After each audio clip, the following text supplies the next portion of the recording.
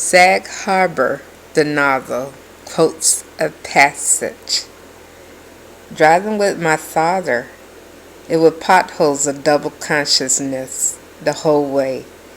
There were only two things he would listen to on the radio: easy listening and Afrocentric talk radio. When a song came on that he didn't like or stirred a feeling he didn't want to have, he switched over to the turbulent rhetoric of the call-in shows. And when some knucklehead came on advocating some idea he found too cowardly or too much of a sellout, he switched back to the music. And all these sounds seeped into my dreams.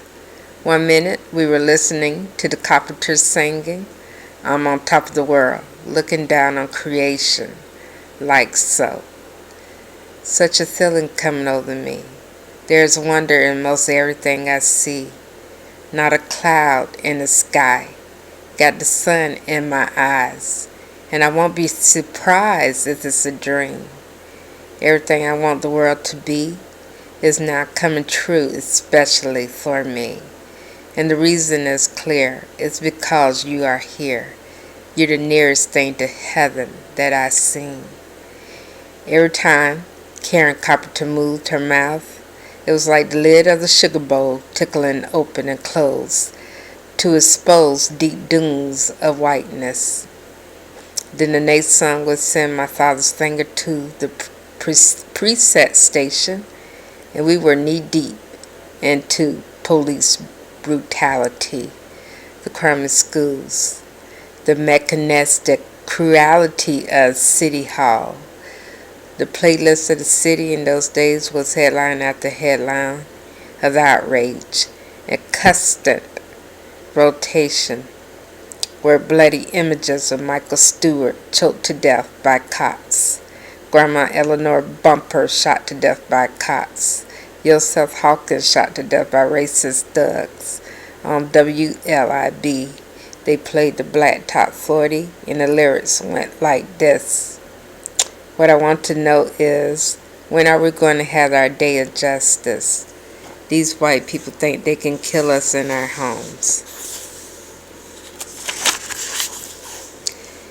Can't walk down the street without some cracker with a baseball bat trying to murder us, murder our children, our future.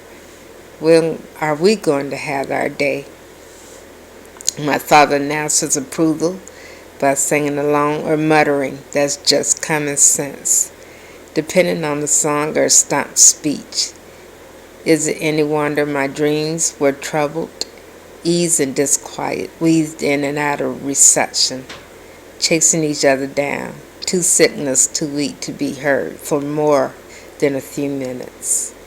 My father shut off the radio once we hit the manic nowhere that was East End radio, whereas the car dealerships and ladies' night at the latest one season wonder duked it out between last month's hits, as the places we never went service were never needed rendered.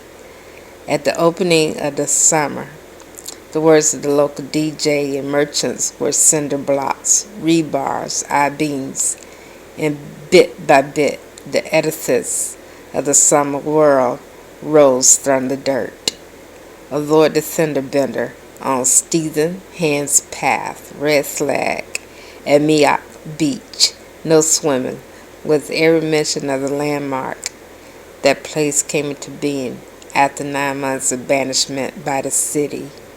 The words from the radio said, "Stephen Hand's path exit again, Mascot Beach exit again." Put out of mothballs, even the tide itself has been conjured back to the shores, for we have been returned. We ditched Route 27 and cruise control, and we down Scuttle Hole Road, zipping past the white fencing and rusting wires that held back the bulging acres of the side of the road. I smelt the sweetly muddy fumes of the potato fields and pictured the corn stalks in their long regiments. My mother said that sweet Long Island corn, as she always did.